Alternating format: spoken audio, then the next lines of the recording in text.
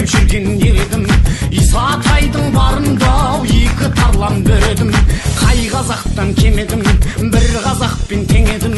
Өздеріңді ау хандардың, қарны жуан билердің, атандай даусын ақыртып, лауазым көкке шақыртып, басын кессем деп едім. Елдің бойы ең туға, ел қондырсам деп едім. Жағалай жатқан сол елге мал толтырсам деп едім. Тақта отырған хандардың, төрде отырған ханшасын күң етсем деп едім ау. Оқушылар, уақытыңыз аяқталды, дайын болса, үш шапалар арқылы белгі берейік. Өтеміз сұлы, мен едім деген өлеңінде енеге бередім, екі тарап бөредім деп өзін сипаттады.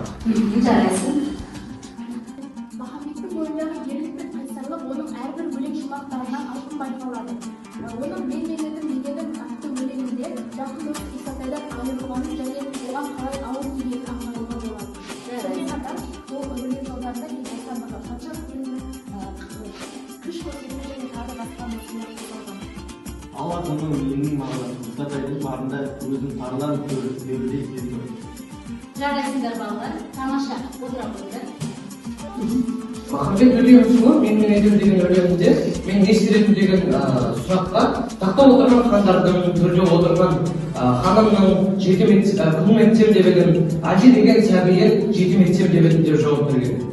Жарайсыңдар ма?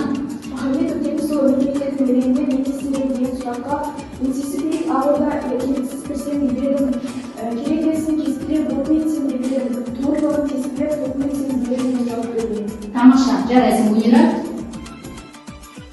Бұл сөздің мағынасы мен едім толғауы, оны әйгілі Баймағамбет Сұлтанға арнап айтқан. Ақынның бұл шығармасы арқылы біз оның халықтың қамын ойлағанын, сонымен қатар патриоттық ойларын анық көре аламыз. Мұндағы мен сөзі Махамбеттің бүкіл болмысы, Махамбеттің күрескерлік әлемін көрінеді. Осы мен сөз арқылы Махамбеттің ерлігі, ісі, еліне деген жауапкершілігі мен дұшпанына деген іздәкелік көрінеді. Тамаша, жарайсыңдар балалар, отыра қойыңдар. Ал енді оқушылар, бірінші тапсырма бойынша инспекторға қарап, бағалау карточкаларымен өзімізді бағалаймыз. Қане көрсетеміз. Ал енді оқушылар, екінші тапсырмада біз Махамбет Өтемісұлының мен едім өлеңінде қолданылған көріктеуіш құралдарды табамыз. Алдымен көріктеуіш құралдарды еске түсіріп алайық. Метафора дегеніміз не? Маржан? Метафора троптың бір түрі. Ол екі затты қатар қойып салыстыра суреттейді. Тамаша, жарайсың.